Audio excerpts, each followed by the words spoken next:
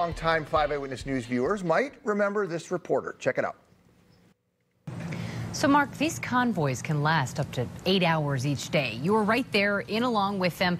What's the mood inside? Is it tense? Well, believe it or not, we've rode with these soldiers for several days. They actually keep the conversation in these MRAPs, these Caymans on these convoys. They keep it pretty light, I have to tell you. That's Mark Albert. He left KSTP in 2013. So what's he been up to since? Well, he's here to tell us. Hey, you. That doesn't seem like that long ago, but yet, watching that clip, it feels like a long time ago. Leah. Well, I'll tell you what, that's me without gray hair. So that was quite a sight. I was watching you this morning. Congratulations, #1 morning team in the Twin Cities. I was watching this morning and you were playing video of it as a tease. I'm like, oh my gosh, that's me without any gray hair. We've all aged a little bit, but you've been gone from this station for, what would that make it, 11 years? 11 years. And you left to do more journalism. Yeah, so I left to go join CBS News and cover the world and the country. And so I moved to Washington, D.C., and I reported from Australia and Peru, Taiwan, the lawn of the White House, Congress. It was amazing, an amazing adventure. And I've been so very fortunate. You like living in Washington, D.C. You must. You've been there for a while. I've been there 10 years now, and I'll tell you what, my grandparents took me when I was 11 years old, and I was in awe. The monuments, the history, the sleaze, the corruption, what's not to love, right? So for a news person, it's the spot. It's a lot. So many stories, and so I've just stayed there, and after I left CBS, I ran a national investigative unit for Hearst Communications for 5.5 years, and so it just feels like home now. So what are you doing today? Because you're no longer doing news. You've kind of shifted. Oh, my goodness. Well, you know what? We talked about the gray hair, so I've got enough. So after 25 years in journalism, I stepped away last year to do something like, I like to say, journalism adjacent. So what I'm doing is I'm doing media training for people who want to be quoted by the media. Your realtors, your plumbers, your financial advisors, your lawyers, people who want to be experts, who have a lot to say. So we do media training and we do crisis communications. And I'm so happy to say that we're doing an in-person media training, leadership, and communications event coming up. Tell us more about that. So it is the second weekend in September. Media Mastery Experts. Why? Because we're going to make you a master of your message and the media. This is the event right here. We've got a special promo code, by the way, for your audience, MN Live. You can take $500 off registration when you go to MediaMasteryExperts.com. MediaMasteryExperts.com. We have 6 guest speakers, one of whom trains NASA astronauts in the neurobiology of influence, how to make an emotional connection with someone to get them to take an action. We've got great guest speakers. We've got a TV studio, not as good as this one, right next to the White House. So everyone is going to take what they learn and do an on-camera interview with me, do a podcast, speak from a stage. It's going to be incredible. Awesome. How do you must be enjoying, you know, kind of being on this end of it and teaching people. Well, you've been sort of involved in teaching for years. So the State Department had me go to Pakistan to teach journalists in newsrooms there almost every year since 2017. I've gone to Vietnam, and I've taught journalists there. I was an adjunct at Northwestern University. I love teaching. And so what I'm doing now is teaching people how to help journalists and bringing the two together. Every day in this newsroom and others, journalists need to find experts. And every day, experts need to find journalists. So I'm bringing them together. You're the middleman.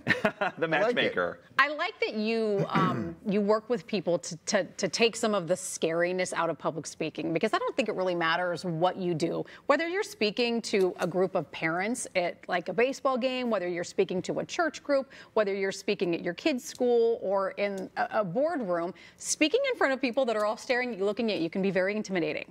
Do you know that up to 75% of people are afraid of public speaking? For sure. That doesn't surprise me at all. But you have a couple of tips that you're going to share with us, that you share with the people that go to your events, but you're going to share with our viewers today on how to make things a little bit easier when speaking with groups. Absolutely. And this is not just if you're going to talk to 1,000 people. Right. This is if you're going to meet somebody in a coffee shop, a job interview. Maybe you're going to speak at your church, synagogue, mosque, Sikh temple. So number one, you always want to tell a story. Right? We are predisposed to tell stories. We want to hear a story. And think about it. How did we start off this segment? We told a story about what I've been doing. Yep. So think of a story that relates to your audience, something that is impactful, that creates a message, maybe it's an anecdote, and weave that story in. You'll immediately engage with your audience, and they'll be listening, and you'll have them in the palm of your hand.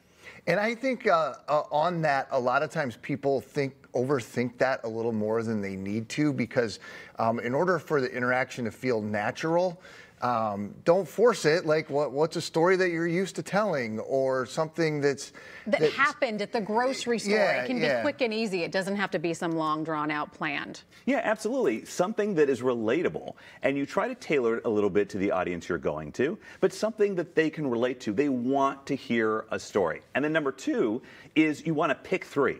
So in other words, structure what you're talking about around three themes, three topics, three bullet points. For example, today we're giving you 3 tips, right? It's something that people can understand. So in your talk, you can even say, here are the 3 chapters of this talk. Here are the 3 things we're going to cover. People can follow 3 things.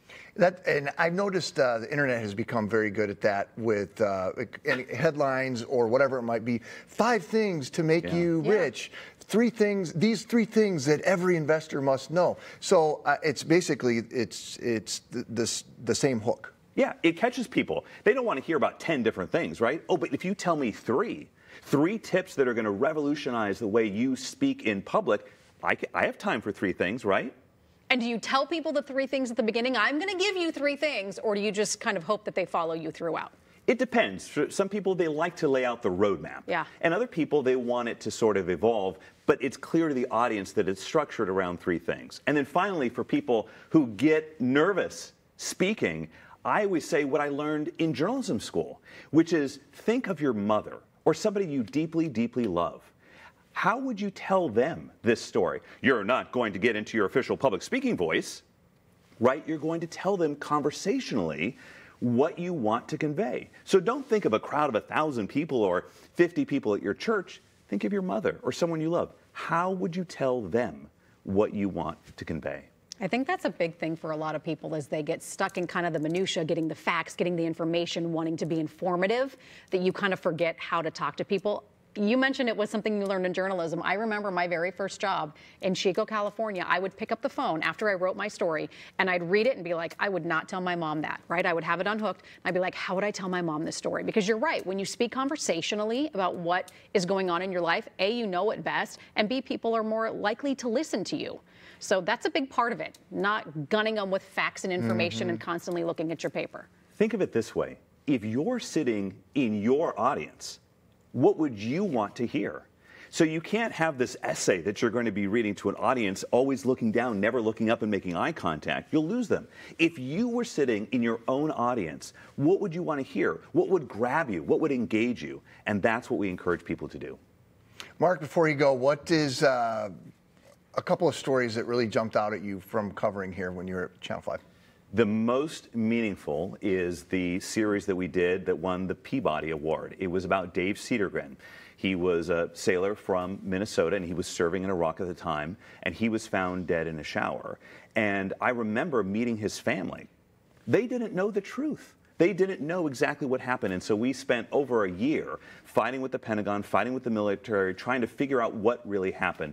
And it turned out that he was electrocuted in that shower, and that other Marines at that same base had, and the base commanders had not taken the steps to fix it. So that series changed the way the remains of all U.S. service members are tracked around the world. That really sticks with me, and I just want to say the 20th anniversary of his death is coming up next month, and so we think of him and his family. Yeah. So that's one of the stories. You saw the clip right in the beginning of me in Iraq. I also think about the bridge collapse. That was a big one for you, too. I remember calling you and saying, hey, did this really happen? Bridges don't just collapse in this country. Bridges don't just collapse. I think it was August 1st, 2017, right? And I remember in the newsroom, it was right after 6 o'clock because I had just done a story off the top of the newscast, and we heard on the scanner, cars in the water, cars in the water.